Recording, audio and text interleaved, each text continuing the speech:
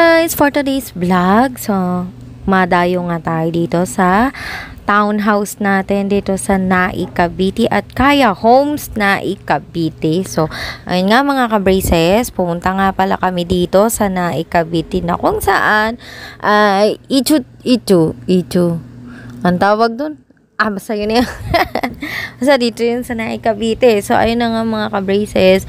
Punta tayo dito sa Kaya Homes, ang pinakasikat ngayon at pinaka-affordable na bahay at lupa. Syempre, garantisadong bahay at lupa to. True accredited by Pag-ibig. So, ayun nga mga ka-braces. So, syempre, unang punta natin dito. Ayan, merong security guard. Syempre, tinanong niya muna kung saan tayo pupunta. Tapos, ayun na nga, sinabi natin na pupunta nga tayo. Magti-tripping tayo dito sa Kaya Homes Subdivision at Nai, Cavite. Dito sa may Imus, mga ka-braces.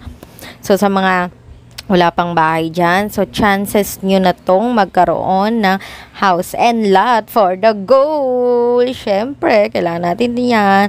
Kahit sa naman sa mangupahan tayo, diba? So, at the same time, habang nag-work tayo, syempre, nababayaran, nahuhulugan, o di nagkakabahay ka na, mga ka-braces. So, ayan nga, punta tayo dyan. At dahil nandito na nga kami, ayan, welcome to Kaya Homes Subdivision. So, ayun na nga, andyan na nga kami. So, parang tinry na namin to look overview na yung subdivision kung saan. Yung iba, ayan, parang to fully finished pa lang, tinatayo pa lang yung iba. So, sa mga may balak na mag-avail ng house and lot dyan, alam nyo na kung kayo na kayo pupunta. Guys, ito ang pinaka-loob niya. Tapos ito yung pinaka-fully finished niya na pag na-turn over sa inyo yung house. Ayan siya. So, ito yung napili namin ni Love dito sa Kaya Homes. Meron na siya ditong sa likod, balcony, ganun. Ayan. So, tapos meron na parang ganyan. Hindi ko ma-explain kung ano yung kasi lutang pa ako, charis. Tapos dito, meron na ito ng up and down. So, ayan. Kayo nang bahala kung paano nyo pagagandahin yung magiging kwarto nyo dyan sa taas. Ayan, ganun. So, ayan siya. Ito na mismo ha. Ganyan na yung magiging itsura ng bahay. Pag na-turn over sa inyo, mga ka-braces, kayo na lang talaga magpapaganda ng bonggang-bongga sa side na to. Ito yung dining area, kitchen, parang sala na, ganun. So, ayun.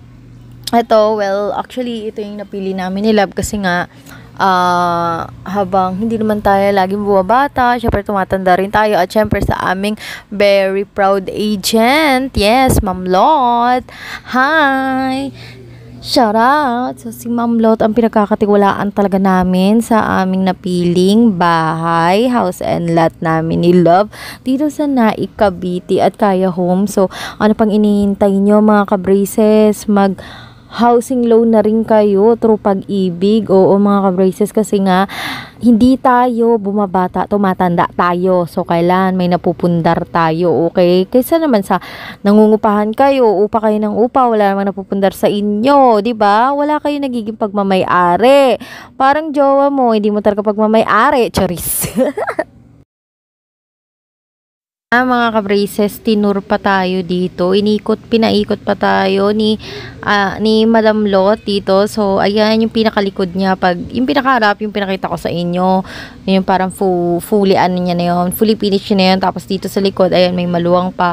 Parang may extension pa kayo dyan. So, pwede pa kayo tinda-tinda dyan. Or yung business nyo, ganun. So, madako naman tayo dito sa office. Akala ko naman tripping lang ito. For the interview na pala, mga lolo lola nyo, mga ka-braces. Oh my God, nakakaloka, pero thanks God talaga. Napakabait talaga ng Panginoon. So, ayun nga mga ka-braces, sa mga gustong mag-inform about sa Kaya Home Plus, Naik dito sa Nai, Cavite, PM nyo lang ako. Pwede nyo ako i-PM mga ka-braces. Kung ano yung mga process, paano mag-housing loan, and paano makakamit, anong mga kailangan para sa housing loan. Syempre, PM nyo lang ako mga ka-braces at ituturo ko sa inyo. Tapos ayun nga, huwag nyo na akong pansin ng pagmamodel-model ko dyan kasi tinry ko lang talaga yan. Tapos ito na yung pinakaloob niya. Ito yung parang pinaka finish niya, fully finish niya, parang set up na, model na, parang ganyan, kayo nang bahala kung susundin niyo yung gantong ayos, pero ito, gusto ko yung ayos niya talaga, para na talaga siyang bahay, feel at home ko na talaga dito. So ayan, umakyat kami dito, kanina di ba wala pang mga gamit, ganun, pero ito papakita ko sa inyo, ito na, may mga gamit ito, tapos maganda na, bahala na kayo kung paano, kung ganyan din ang gagayahin nyo, ganun. Ito, may 2 bedroom na dito, pwede sa mga bata, tapos yung isang kwarto is sa inyo mag-asawa, 'di ba? Ganun, o pampamilya talaga. Ito mga ka-braces, 'di ba? Malaki na siya mga ka-braces kung sa pamilya. Tapos nahuli to. So pumunta rin ako dito sa may balcony kanina, 'di ba? Yung pinakita ko sa inyo, may balcony, ito rin. Ayan, 'di ba? May parang alababo na siya sa labas. Kung type niyong mag-alababo din sa labas, ganun.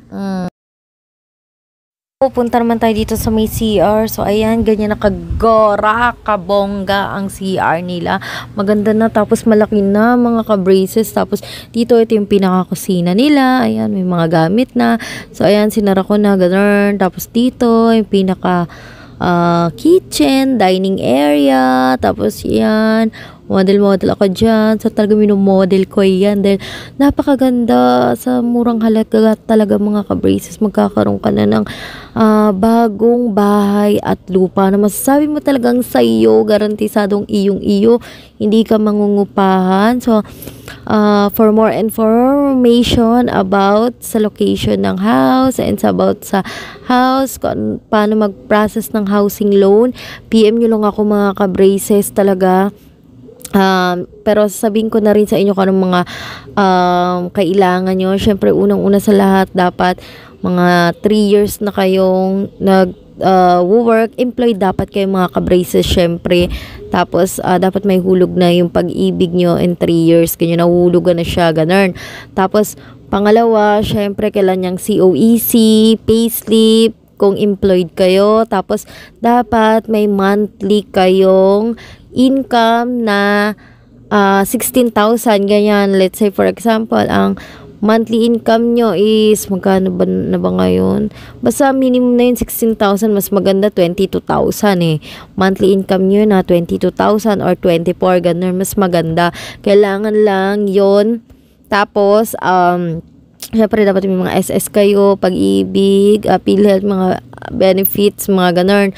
Tapos, kailangan ng payslip buwan-buwan sa sinasahod nyo, ipapasa nyo yan sa akin, o ako magpa ano niyan, yun lang ang ipapasa nyo sa akin, COEC, payslip, mandatory benefits, tapos kailangan 3 years nang may hulog yan sa pag-ibig, tapos employed kayo, syempre, oo. Tapos pangalawa, ano pa bang 2x2 picture, tsaka 1x1 picture, syempre kailangan yan. Tapos kung kasal kayo ng asawa nyo, kailangan rin ng marriage certificate, and kailangan rin yan, oo, ipapasa nyo yan, marriage certificate kung kasal kayo. Kung hindi naman, syempre NSO mo lang, birth certificate mo lang.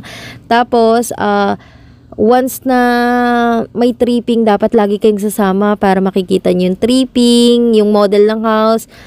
By unit kasi yan mga ka-braces. Mas maganda kasi lagi kayong present kada may mga tripping ganyan, or may mga appearance. Tapos kapag may mga tumatawag sa inyo, or may mga ano kayo, kailangan dapat lagi kayo nandun. So ayun na mga ka-braces, sa sobrang nagutom na kami ni Love.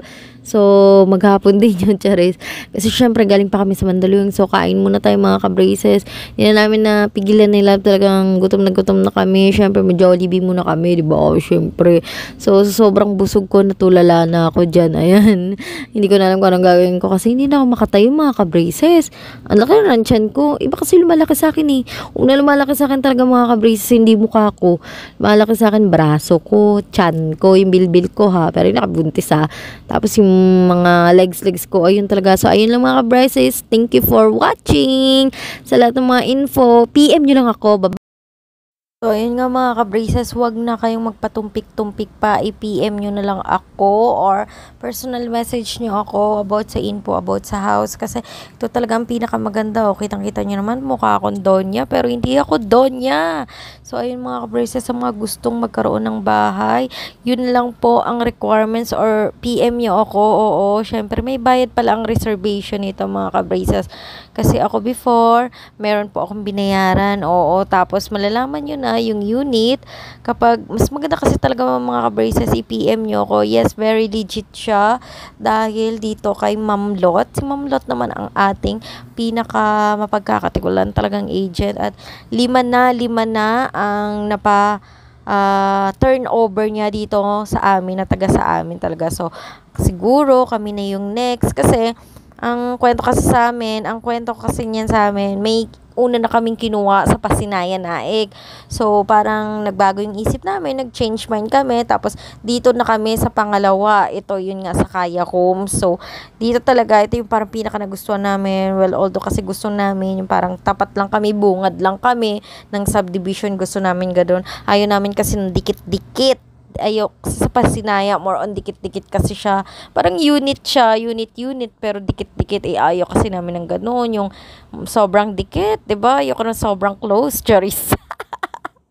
Kasi alam nyo na pag sobrang close, sobrang dikit, alam nyo na, yung mga marites. So, I love nyo na mga ka-braces. For more info, just PM me. Ulit-ulit. Thank you for watching. I love you all.